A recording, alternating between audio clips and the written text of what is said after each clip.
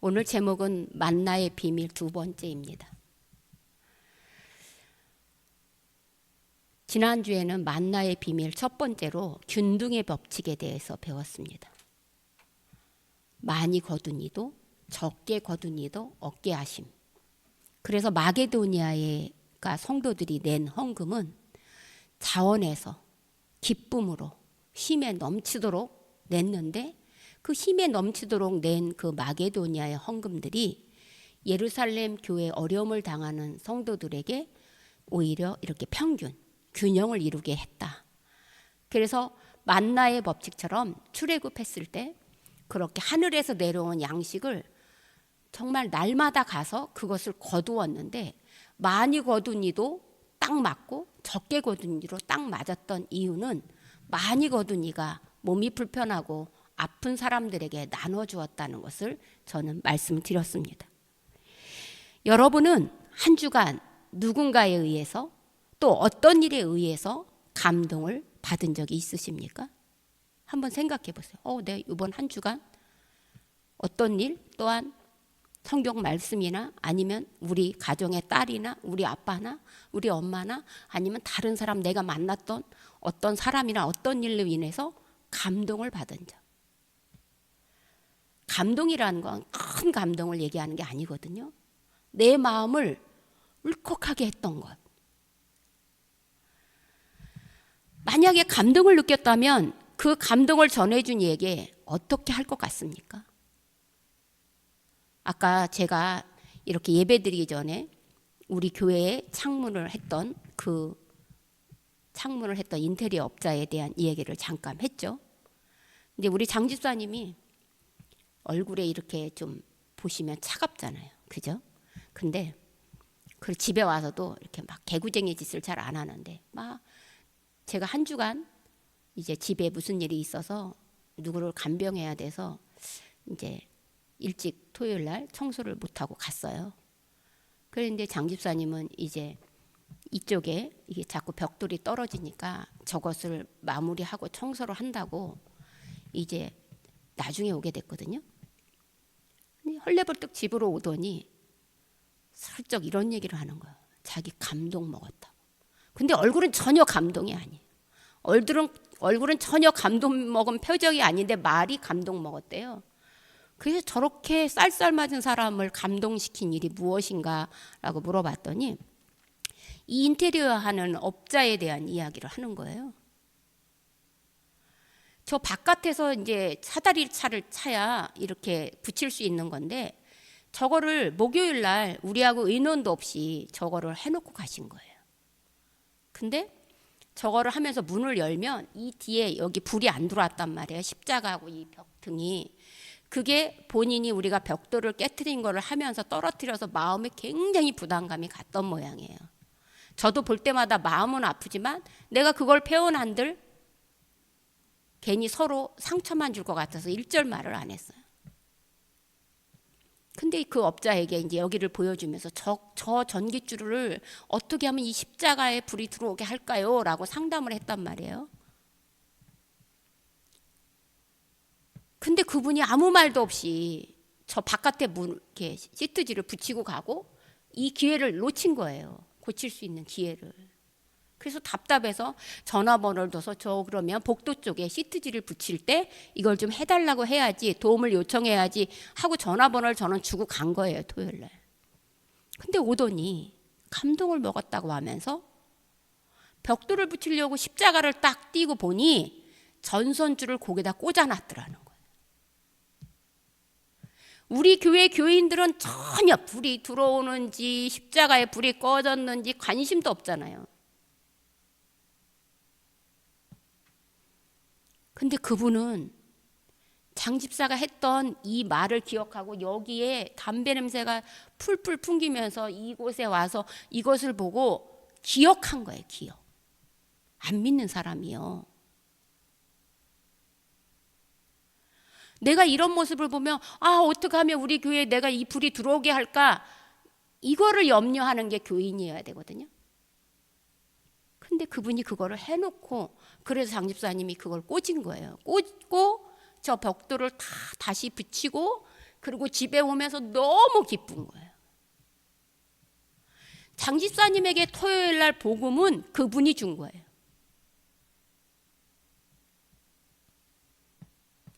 이렇게 지극히 작은 것에도 그의 필요에 의해서 간절히 해준 것이 감동인데, 바울은 고린도 교회 성도들을 너무너무 사랑했어요.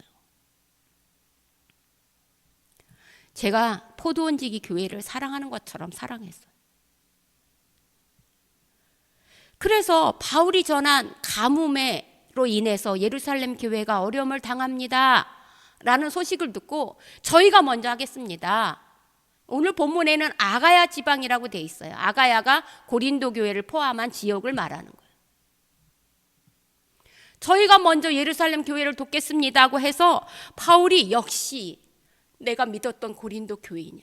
고린도 교회는 돈도 많고 성도도 많고 저걸 분명히 할 수 있어. 그래서 복음을 전하는 곳곳마다 다니면서 자랑을 했어요. 여러분은 모를 거예요. 제가 곳곳마다 여러분을 얼마나 자랑하고 다니는지. 자랑을 했어요. 그 자랑을 듣고 마게도니아, 빌립보 교회, 갈라디아 교회, 데살로니가 교회, 베레아 교회 사람들이 우리도 제발 그 일에 동참시켜달라고 지난주에 아주 간청을 한 거예요. 그래서 그들은 빨리 그 돈을 모아가지고 너무너무 간절히 자기의 힘에 붙이는 대로 해서 가져온 거예요. 그래서 너무너무 감동받았어요. 바울이 마게도니아 성도들 때문에 너무 감동받았어요. 근데 이내 바울의 얼굴에 근심이 쌓이기 시작했어요. 왜일까요? 과연 바울을 이렇게 근심하게 한 그 이유는 무엇일까요, 여러분? 그것은 바로 제일 처음에 저희가 하겠습니다 라고 동참했던 고린도 교회 교인들이 1년이 넘도록 아직 구제 헌금을 완성하지 못했다는 거예요. 자기네들이 서원한 것들이 안 됐다는 거예요. 근데 곧 예루살렘에 마게도니아에서 이 헌금을 가져온 사람들이 고린도 교회를 같이 갈 건데, 바울이 맨날 강단에 올라갈 때마다 이 고린도 교회 성도들에 대해서 칭찬한 그것이 거짓말로 나타날까 봐, 자기의 말이 거짓말로 나타날까 봐 두렵기도 하고, 또 하나는 고린도 교회 교인들이 그런 대접을 받을까 봐 염려가 되었던 거예요.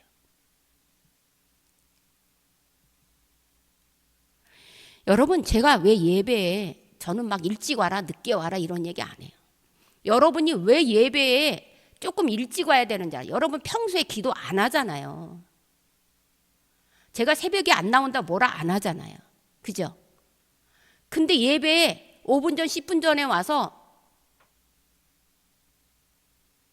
일주일 내내 기도 안 하고 하는 여러분이 대단하다고 느끼지 않아요? 기도해야 될 거 아니에요. 오셔서 커피 마시는 게 아니라, 떠드는 게 아니라, 내가 무엇인가 바쁘게 분주하게 다니는 게 아니라, 그 딱 왔으면 이곳에 하나님의 성령이 임하는 곳이니 기도해야죠. 기도하라고 좀 일찍 오라는 거예요. 좀 와서 10분이든 15분이든 20분이든 그거 일주일 내내 기도 못했는데 그 시간 기도 못하십니까? 그런데 저는 그런 여러분을 어디를 가든지 칭찬해요. 왜요? 아까 제가 서론에 말한 것처럼 100가지 불만을 얘기하자면 한이 없어요. 근데 여러분에게 좋은 점만 저는 다 볼 수 있도록 하는 거예요. 그래서 그걸 가지고 가서 정말 오늘도 제가 300명 넘는 교회에 간단 말이에요. 몰라요? 모르겠어요. 오후 예배에 30명이 오는지 50명이 오는지 난 그건 몰라요. 근데 거기 가서도 분명하게 제가 떳떳이 어깨 피고 설교할 수 있는 이유는 제 뒤에 하나님이 계시지만 제 뒤에 하나님보다 더 사랑하는 이가 있단 말이에요. 그게 포도원지기 교회 성도란 말이에요. 남들이 볼 때는 에게라고 하지만 저는 에게가 아니라는 거예요. 그렇게 자랑질하던 고린도 교회 교인들이 이렇게 자기네들이 먼저 선수해가지고 이렇게 헌금을 모으기로 하면서 왜 아직도 안 모인 거야? 남들이 바라보는 시선에 고린도 교회 성도들이 비난받을까 봐 염려가 된 거예요. 자기가 깎일까 봐 염려가 된 게 아니라. 두 번째는요, 그렇게 만약에 갔을 때, 우리가 저 마게도니아에서 헌금을 거둬왔는데 이게 지금 예루살렘에 이 구제 헌금을 가지고 떠날 사람이지, 근데 우리는 마무리를 못했잖아요. 그러면 갔으니까 바쁘게 헌금을 모집할 거란 말이에요. 그러면 그것이 과연 기쁨으로 내는 헌금이겠냐 이거예요. 제가 여러분들 주보 다 두고 가시잖아요. 그럼 이제 저희가 폐기 처분을 하잖아요. 주보에 이 추수감사 헌금을 넣으라 그랬어요. 그래서 장 집사님이 2주 남았는데 이거 잊어버리지 않을까요? 그냥 넣으세요. 저는 이 추수감사 헌금을 언제부터 얘기했어요? 연초부터 얘기했어요. 1년 내내 여러분이 감사한 조건들이 생길 때마다 그것을 저축해 놓았다가 추수감사절에 가지고 오십시오라고 분명히 해요. 근데 저는 알아요. 순종하는 이도 있고 순종하지 않는 이도 있다는 거. 그리고 이렇게 얘기할 거예요. 돈이 없어요. 성경 공부를 하면서 저는 이렇게 얘기했습니다. 커피는 사 먹고 택시는 타면서 하나님께 낼 돈이 없어요. 금액을 얘기하는 게 아니에요. 아무리 가르쳐도 그때뿐이면 어떻게 하겠습니까? 고린도 교회 성도들이 이렇게 내가 간다, 바울이 간다 하니까 급히 그것을 하면 여러분 급히 돈이 있습니까? 여러분이 무슨 부잣집 사람들도 아닌데 고린도 교회 성도들이 갑자기 돈이 있겠습니까? 그러니까 불평을 하고 낼 거라는 거예요. 서원은 자기네들이 했는데 거두는 일을 불평할 거라는 거예요. 나 지금 돈 없는데 왜 이때 오는 거야? 이거 쓸 돈인데. 이렇게 자원하는 마음 없이 그것을 냈을 때 그것을 누가 안 받아요? 하나님이 안 받는다는 거예요. 사람은 받아요. 사람은. 그게 어떤 건지 모르니까. 그래서 하나님이 주는 이 축복에, 하나님이 주시는 이 축복의 기회에 이 사람들이 그걸 놓칠까 봐 염려가 됐던 거예요. 바울은. 여러분, 여러분이 헌금해서 저 월급이 많아지는 것도 아니고요. 여러분의 헌금으로 인해서 제가 먹고 사는 것도 아니잖아요. 그죠? 그래서 바울은 어떻게 하면 이 고린도 교회 성도들로 하여금 하나님의 기쁘시게 하는 일에 동참을 시킬까 고민하다가 디도, 자기와 고린도 교회 간의 불화도 해결한 디도와 2명의 청년들을 함께 보냅니다. 이번에 일도 해결하라고. 이 헌금, 구제 헌금 걷는 것도 작정한 거니까 해결하라고 말입니다. 그러면 디도 일행이 고린도 교회를 갈 때 그들에게 무엇을 쥐어줘야 될까요? 고은이에게 두부 사오라고 했으면 뭘 쥐어줘야 돼요? 돈을 쥐어줘야 돼요. 해답을 쥐어줘야 돼요. 그러면 디도 일행에게 무엇을 주어졌냐면 해답을 주어진 거예요. 그 해답이 바로 오늘 본문이에요. 본문에 이 편지를 써서 보내면서 자발적으로 참여하기 위해서 자기가 갈라디아 교회에게 했던 말을 인용합니다.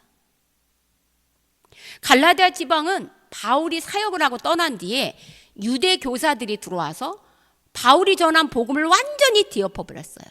다시 구시대로 가서 할례와 율법을 믿지 않고서는 구원받을 자가 없다고 말했어요. 근데 아이러니하게 갈라디아 교인들이 거기에 홀딱 넘어갔어요. 그동안 바울이 뭐라 그랬냐면 이신칭이 믿음으로 말미암아 구원을 받는 거라고 얘기했는데도 불구하고 불과 몇 달 만에 다시 도로 원점으로 가서 할례를 받아야 되고 율법을 받아야 되는 그런 사람들이 이방인 교회에도 그렇게 됐다는 거예요. 그때 바울이 갈라디아서에 뭐라고 썼냐면 이렇게 썼습니다. 스스로 속이지 말라. 하나님은 업신여김을 받지 아니하시나니 사람이 무엇으로 심든지 그대로 거두리라. 자기의 육신을 위하여 심은 자는 육체로부터 썩어질 것을 거두고 성령을 위해서 심은 자는 성령으로부터 영생을 거두리라 라는 편지를 썼어요. 이 편지를 쓴 것은 율법과 할례로 구원받는 것이 아니라 십자가에 죽으신 하나님 예수 그리스도의 말씀으로 인해서 니네 삶이 바뀌어야 된다고 얘기한 거예요. 삶이. 많이 거두고 적게 거두고 자기 육체를 위해서 심든지 거두든지 그대로 거둔다는 거예요. 심는 대로 거둔다는 거예요. 쉽게 얘기하면. 자기 육신을 위해서 심은 자, 내가 명예를 위해서, 건강을 위해서, 미용을 위해서 심으면 그것은 다 어디로 갔는지 없어요. 그런데 성령에 의해서 성령은 뭐라 그러냐면 가난하고 약한 자들을 도와주라고 얘기했어요. 그 도와주면 그것이 하나님이 보시기에 흡족한 재물이 되어 영생을 얻는 길이 된다는 거예요. 그걸 갈라디아 교인들에게 이런 삶을 살아라 하면서 무엇으로 심든지 그대로 거둔단 말을 써서 보냈단 말이에요. 그것을 기억시키는 거예요. 고린도 교인들에게. 그러면 바울은 어떻게 하는 것이 올바른 헌금입니까? 어떻게 하는 것이 기준점입니까? 라고 얘기해요. 여러분, 지금 고린도후서 8장, 9장이 연속으로 나오기 때문에 제가 이 헌금 기도를 하는 거예요. 헌금 설교를 하는 거예요. 지금 저의 포도원지기 교회가 생기고 마태복음부터 지금 고린도후서 9장까지 온 거예요. 6년 만에. 그래서 여러분 다시 마태복음 설교를 못 들어요. 그러면 여러분이 제가 은퇴할 때까지 뭘 못 듣는 거냐면 고린도후서 8, 9장을 못 듣는 거예요. 이번 한 번밖에는 할 기회가 없는 거예요. 저는 헌금 얘기 많이 안 하는 사람이잖아요. 근데 여기가 본문이 그러니 저는 할 수밖에 없는 거예요. 그걸 이미 고린도전서 16장 2절에 답을 줬어요. 고린도전서에서. 뭐라고 하냐면 너희는 매주 첫날에 너희 각 사람의 수입에 따라 모아두어서 라고 돼 있어요. 매주 첫날. 매주 첫날이 언제예요? 주일이에요. 주일이 첫째 날입니다. 매주 첫날에 너희가 한 것을 모아두은 걸 가지고 오라는 거예요. 모아둔 거. 그동안 일주일 동안 모아둔 거. 그러면 일주일 내내 뭘 생각하는 거예요? 내가 하나님께 어떤 예물을 가져갈 것인가 생각하라는 거예요. 여러분 그런 마음으로 여기 오셨어요? 그런 마음인데 그런 마음으로 오셨다면 진짜 하나님의 축복이 임할 거예요. 그런 마음으로 매주 첫날에 너희 각 사람의 수입에 따라 모아두어서 각 사람의 수입. 기준점이 뭐예요? 10,000원 내, 20,000원 내, 10만원 내가 아니에요. 내가 수입이 5만 원이면 내가 정하는 거예요. 내가 주일원금 얼마를 내야지? 강제가 아니에요. 그런데 교회를 오해하잖아요. 강제로 증여한다. 아닙니다. 각 사람 수입에 따라 자기가 정해서 모아서 가져오라는 거예요.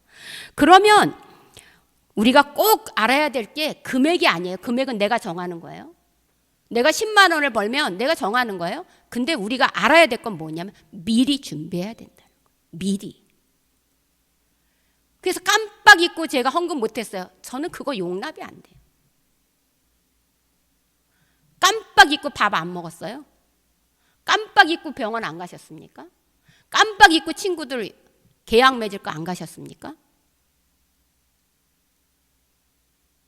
저는 괜찮아요. 제가 항상 얘기하잖아요. 저는 목사님 제가 무슨 이유가 있어서 예배 네 그러세요. 예배는 나한테 드리는 게 아니니까. 미리 좀 준비해서 내라는 거예요. 그 이유를 바울에게는 돈을 주는 게 아닙니다, 여러분. 착각하지 마세요. 그 이유로 뭐라 그러냐면 하나님 백성으로서 진정한 축복을 받게 하기 위해서 너희가 준비하라는 거예요. 여러분이 아셔야 될 게 뭔지 아세요? 제가 이 시골이라는 표현이 좀 그렇지만 제가 여기에 와서 텃밭을 가꾸면서 진짜 남들이 보기엔 소꿉장난 텃밭이지만 제가 깨달은 게 있어요. 농부가 가을에 추수하잖아요. 가장 좋은 거를 팔까요, 안 팔까요? 미루, 팔 것 같아요, 안 팔 것 같아요? 이게 답이 안 나와요? 팔아요, 안 팔아요? 안 팔아요. 가장 좋은 거 안 팔아요. 그럼 그 가장 좋은 것을 어떻게 할까요? 종자, 씨앗으로 남겨놔요. 다음에 그 종자를 심어야지만 또 열매가 나오니까 가장 좋은 것은 팔지 않아요. 두 번째 좋은 것부터 파는 거예요. 그리고 가장 짜투리는 누가 먹어요? 팔리지 않는 거가 내가 먹는 거예요. 농사를 져보니까 그래요. 제가 텃밭에 알타리를 심었어요. 김장 때 미리 해먹으려고. 근데 이쪽 무밭은 잘 되는데 저쪽 텃밭 다른 데에 비하면 어림도 없어요. 햇볕도 안 되고. 근데 여기가 알타리가 자라지도 않았는데 벌써 누런 떡잎이 지는 거예요. 그래서 보니까 이거 세야겠다. 세한다는 것은 즐겨서 먹지 못한다는 뜻이에요. 그래서 그걸 뽑았는데 남들이 볼 때 다 버려야 되는 거예요. 근데 내가 심었으니까 어떻게 했는 줄 알아요? 하나하나 다 빼서 그걸 다 다듬어서 씻기면 떠내려가는 그것을 다 고이고이해서 물김치를 제가 담갔어요. 먹었더니 형편 맛이 없어요. 왜 맛이 없어요? 드세니까. 그런 건 종자를 안 남긴단 말이에요. 이 농부는 준비된 씨앗을 심어요. 그러니까 여러분이 헌금하는데 준비된 씨앗이 없는 거면 그건 안 받는다는 거예요. 미리 준비해가지고 성경책에 딱 껴갖고 와야 되는데 요즘은 핸드폰은 들고 와도 성경책은 안 들고 와요. 그러면서 축복 달래요. 우리 하나님이 얼마나 좋은 하나님이시냐면 그럼에도 불구하고 주잖아요. 자, 보십시오. 그 축복을 좀 받게 하고 싶어서 지금 열매를 맺게 하고 싶어서 그렇게 얘기하는 거예요.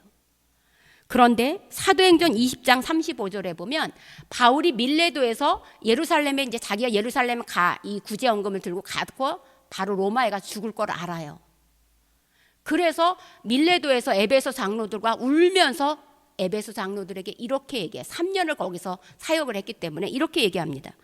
범사에 여러분에게 모범을 보여준 바와 같이 수고하여 약한 사람들을 돕고 또 주 예수께서 친히 말씀하신 바 주는 것이 받는 것보다 복이 있다 하심을 기억해 주십시오. 마지막 인사가 자기가 죽으러 가면서 마지막 에베소 교회 장로들에게 했던 유언이 약한 사람을 도와주십시오. 또한 예수님께서 했던 주는 것이 받는 것보다 축복이라는 사실을 기억해 주십시오라고 인사했다는 거예요. 사랑하는 성도 여러분, 하나님의 축복과 은혜 안에 있는 우리들은 다른 사람을 도와주는 것에서 진정한 축복을 찾으셔야 돼요. 제 기도의 1번이 뭔지 아세요? 사실은 저의 동생이 굉장히 위험한 수술을 하고 이제 결혼을 해서 아이가 있음에도 불구하고 아무도 그를 돌봐줄 사람이 없잖아요. 자식들이 엄마 돌봐주는 거 봤어요. 그래서 저도 바쁜데 우리 집에 와서 요양을 하고 있었어요. 근데 그 동생이 이제 동생이라 너무 나이 차이가 저랑 많아서 고은이하고 미루만큼 많아요. 그러다 보니까 너무 어린애 취급을 한 거예요, 제가. 걔 권사님인데도. 그래서 내 얘기를 걔가 잘 몰라요. 둘이 이제 일주일 같이 자면서 이런저런 이야기를 하면서 내가 어떻게 예수를 이렇게 믿고 신학을 하게 됐는지에 대한 얘기를 하다 보니 우리 엄마가 제가 시집 가고 난 다음에 걔가 교회 다니는 것을 반대하셔서 저희가 그때 그 걔네가 다니는 교회에 담벼락에 살고 있었는데 성경책을 그 교회 정원에 다 던지고 불을 태웠다는 거예요. 엄마가 못 다니게 하려고. 근데 그때 우리 동생이 이렇게 얘기했대요. 왜 명자 언니는 교회 다니는 걸 허락해주고 나는 안 돼? 그랬더니 우리 엄마 말이, 걔는 시집가서 그 집이 망하든 말든 상관이 없어. 근데 너는 시집을 안 가고 여지껏 나하고 오래 있었어. 35가지 시집을 안 갔으니까. 나하고 사니까 우리 집이 망하는 꼴을, 두 신을 섬겨서 우리 집이 망하는 꼴을 보지 못해. 그래서 엄마가 던졌다는 거예요. 근데 그 동생이 이번에 와서 그렇게 얘기하는 거예요. 언니, 엄마가 언니가 축복인지를 모르고 던진 거야. 그 시댁은 저주를 받아 망할 것이라고 얘기했는데 그 시댁은 잘 살고 우리 친정은 그렇지 못한 거야. 언니가 축복인 언니가 시집을 가서야 그 사실을 알았어 라고 표현합니다. 사랑하는 성도 여러분, 이것은 우리가 말한 것처럼 정말로 남에게 주는 것, 이게 진정한 축복이에요. 그래서 주는 것이 받는 것보다, 제 기도의 1번 목적이 너무 가난한 집에 시집을 가서 그때부터 제 기도의 1번이 뭔지 아세요? 저는 남에게 줄지언정, 꾸어줄지언정 꾸임을 받게 해주지 않게 해주세요. 엄청 어려웠어요. 그게 1번 기도였어요. 지금까지. 지금 장 집사님 수입 없어요? 근데 그 기도를 저는 지금도 계속해요. 그러면서 제가 이렇게 얘기해요. 저 그런 축복 받을만 합니다. 그래요. 아주 당당합니다. 왜 받을만 하니? 나는 하나님의 말씀대로 순종했습니다. 여기에 주는 것이 받는 것보다 행복이다. 이것이 만나의 두 번째 비밀이에요. 주는 것이 받는 것보다 행복한 이것을 저는 이렇게 신학적인 용어로 헌금의 선순환이라고 얘기하고 싶어요. 구제 헌금은 가난한 백성, 가난한 성도들의 욕구를 채워주는 게 분명합니다. 근데 그것만이 아닙니다. 그들이 그 구제 헌금을 받고 자기가 믿는 누구에게? 하나님께 감사 기도를 드립니다. 그리고 그걸 보내준 교회 성도들에게 축복 기도를 합니다. 그걸 하나님께서 들으시고 그 축복을 누구한테 내려줘요? 고린도 교회 성도에게 내려준다는 거예요. 그러면 고린도 교회 성도는 그 물질의 축복을 받아서 더 많은 자원에서 드렸던 헌금들을 더 많이 어려운 사람들을 위해서 다시 쓴다는 거예요. 이게 헌금의 선순환이에요. 선순환 구조. 그러므로 구제의 가장 큰 목적이 무엇입니까? 바로 하나님께 영광이 되기 때문에 해야 된다. 그래서 저희가 지금 OCC를 얘기하면서 여러분 하십시오 그랬는데, 여러분 하라는 의미는 각 사람에게 맡기라는 거거든요. 근데 순종해서 여러분이 했어요. 근데 제가 원하는 건 가족이 4명이면 4명이 한 사람 한 사람 자기 거기에 자기가 원하는 것들을 넣어서 가져오기를 원했어요. 근데 아직 우리는 그 단계는 안 되는 것 같아요. 한꺼번에 하는 게 아니고 그렇게 하기를 원했던 거예요. 근데 우리 교회가 이제 그 50명이 채워지면 저는 그렇게 되리라고 믿어요. 어쨌든 하나님께 영광을 돌려야 하는 하나님을 기쁘게 하는 그 일에 고린도 교회 교인들을 정말 참여시키고 싶었던 것이 바울의 마음이에요. 그리고 바울은 분명히 고린도 교회 교인들이 그것을 자원해서 참여를 한다면 분명히 부가 다시 온다는 선순환을 믿고 있어요. 왜냐하면 마태복음 24장에 예수님께서 이렇게 말했어요. 양과 염소의 자리를 비유를 하면서 양의 자리에 있는 사람들에게 아브라함의 축복을 받을 자들이여 하면서 오른쪽에 가서 앉아라 그랬더니 우리가 이런 자격이 있습니까? 라고 물어봐요. 그랬더니 너희가 내가 굶주렸을 쓸 때 먹을 것을 줬으며 내가 헐벗었을 때 옷을 입혀줬다는 거예요. 내가 목마를 때 물을 줬다는 거예요. 근데 이 오른쪽 양의 자리에 앉은 사람들이 뭐라고 얘기했냐면 저희가요? 제가 언제요? 나 그런 일을 한 적이 없는데요? 그때 예수님께서 이렇게 말했어요. 지극히 작은 자 한 사람에게 한 것이 곧 나에게 한 것이다. 그러므로 고린도 교회 성도들이 어려움을 당하는 예루살렘 교회의 지극히 작은 자들에게 한 그것이 곧 예수에게 한 것이라는 거예요. 그래서 양의 자리 오른쪽에 앉는 축복을 준다는 거예요. 저는 분명하게 예화를 들어서 말씀드렸어요. 예수님께서 그거를 확증시켜 주셨어요. 그러니까 진실로 진실로 너희에게 이르노니 지극히 작은 자 한 사람에게 한 것이 나에게 한 것이라는 이 예수님의 말씀 때문에 고린도 교회 성도들이요, 이게 기회입니다. 이 기회를 놓치지 마십시오. 지극히 작은 자에게 할 수 있는 기회를 당신에게 드리는 겁니다라고 바울이 이 서신의 9장에서 말하고 있는 거예요. 더 이상 미루지 말고 실행에 옮기라고. 사랑하는 성도 여러분, 여러분 부자 되고 싶으세요? 성경의 부자 되는 법을 제가 비결을 알려드릴까요? 성경에서 가장 부자가 누구예요? 뭐 여러 사람 있겠지만 저는 솔로몬이라고 생각해요. 솔로몬 때는 은과 금을 마음껏 물처럼 썼다고 그랬어요. 그러면 그 솔로몬이 왜 부자가 됐는지 그 비결을 알아볼까요? 그게 자기 자녀들에게 부자 되는 비결을 적어놓은 게 있어요. 그게 잠언이에요. 잠언에 이렇게 얘기했어요. 흩어 구제하여도 더욱 부하게 되는 일이 있나니 과도히 아껴도 가난하게 될 뿐 아니라 구제를 좋아하는 자는 풍족해질 것이요 남을 윤택하게 하는 자는 자기도 윤택해지리라고 나누어질 때 풍족해지는 부자 되는 법을 잠언에 써놨어요. 그것이 만나의 비밀 1에서는 균등의 법칙이라면 이제 2에서는 나눠줄 때 풍족히 여기는 그런 나눔의 법칙이에요. 선순환이에요.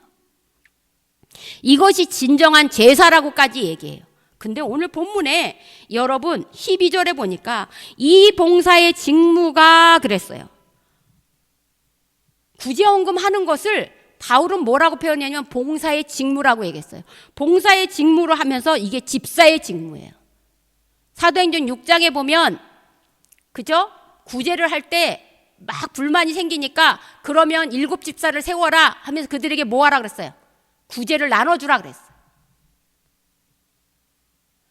이 구제하는 것, 이게 집사의 본분이고 이것이 은사라고 표현해요. 이 15절에 보면 말할 수 없는 그의 은사로 말미암아, 은사래 은사. 우리는 은사가 방언의 은사, 예언의 은사, 부자 되는 은사, 뭐 남을 치료하는 은사가 은사라고 알고 있는데 바울은 이렇게 구제하는 이 구제 헌금을 하는 것도 마음에 은사가 있어야 한다는 거예요. 이걸 은사라고 표현합니다. 그래서 이게 고린도 교회 교인들에게만 나는 포함되지 않았으면 좋겠어요. 이것이 우리 포도원지기 교회 교인들에게도 포함되는 얘기라고 생각합니다. 그럼 우리 포도원지기 교회 얘기를 좀 해볼까요? 여러분, 우리 포도원지기 교회가 이게 상가 2개예요. 근데 이걸 샀어요. 하나는 사고 하나는 못 샀어요. 그런데 이 사게 된 배경 중에 기초를 닦은 한 사람이 등장해요. 아니, 목사님이나 장집사님이겠지. 아니면 한이 오빠겠지. 제가 뭐 부인을 하지는 않지만 아니에요. 우리 교회가 이렇게 이사 올 수 있게끔 한 기초는 우리가 아니에요. 어떤 한 분이 저에게 찾아와서 아는 분인데 자기가 처녀 때 돈을 너무너무 잘 벌었대요. 그래서 서원 기도를 했대요. 근데 그 금액을 서원했는데 살다 보니 어려워지더라는 거예요. 그때 냈어야 되는데 못 냈다는 거예요. 그래서 서원 기도를 깜빡 잊고 있었는데 제가 개척을 한다는 소리가 들리더래요. 평소에 존경하는 분이 개척을 한다고 그랬는데 갑자기 기도하는데 너 왜 내 거 안 바치냐? 지금 그분 어려워요. 너 왜 내 거 안 바치냐? 그러더래요. 뭐요? 너 처녀 때 너 나한테 서원한 거 있잖아. 그거 남았잖아. 1,000만 원이 남았대. 1,000만 원. 가만히 생각하니까 그게 기억이 나더래요. 근데 지금 너무 어려워 돈이 없어요. 그래서 고민 몇 날 며칠을 고민하다가 다행히 자기 딸이 시집갈 거를 미리 모아놓은 돈이 있더라요. 1,000만 원. 그걸 들고 온 거예요. 목사님, 제가 행주동에 살았잖아요. 행주동은 전세니까, 그리고 살림집이랑 같이 있으니까 여기는 아니지만 언젠가는 교회가 따로 세워질 거 아닙니까? 그때 이 헌금을 기초석으로 삼아주세요. 그리고 이거는 제 것이 아닙니다. 그분의 헌금 1,000만 원이 바로 우리 교회의 기둥이 된 거예요. 헌금은 죄책감을 느끼면서 드릴 필요는 없어요. 억지로 드릴 필요도 없어요. 남들하고 비교하실 필요도 없어요. 아버지가 딸에게 무엇을 사줄 때 아까워하고 사주지 않아요. 기쁨으로 사주는 것처럼 우리가 부모님께 감사함으로 이것을 바치는, 그래서 이 헌금의 선순환이 만나의 또 다른 비밀, 적게 심은 자는 적게 거두고 많이 심은 자는 많이 거둔다는 법칙에 의해서 이것이 물건을, 헌금을 많이 내라는 금액을 얘기하는 게 아니에요. 마음. 그러므로 여러분의 삶 속에서도 기도와 감사와 선행과 축복이 계속해서 내가 이 지극히 작은 자에게 했던 이런 행동들이 나에게 결론은 축복으로 돌아오고 그 축복이 다시 또 투자하는 제 투자의 경험이 돼서 이 만나의 두 번째 비밀이 여러분 모두에게 전해지는, 저는 비밀이 되었으면 좋겠습니다. 그래서 사랑하는 성도 여러분, 오늘 바울이 자신의 자랑이던 고린도 교회 성도들이 작정한 헌금을 지원하는 것을 안타깝게 여겨서 했던 본문의 말씀이 바로 우리에게 주신 하나님의 말씀이고, 우리가 오늘 들어야 될 말씀이고, 우리가 어떻게 헌금을 할 것에 대한 정립을 하는 말씀이 되어야 됩니다. 그래서 만나의 두 번째 비밀, 여러분, 주는 것이 받는 것보다 축복이라는 사실을 깨달아서 축복의 선순환을 맛보시는 여러분의 가정이 되시길 바랍니다.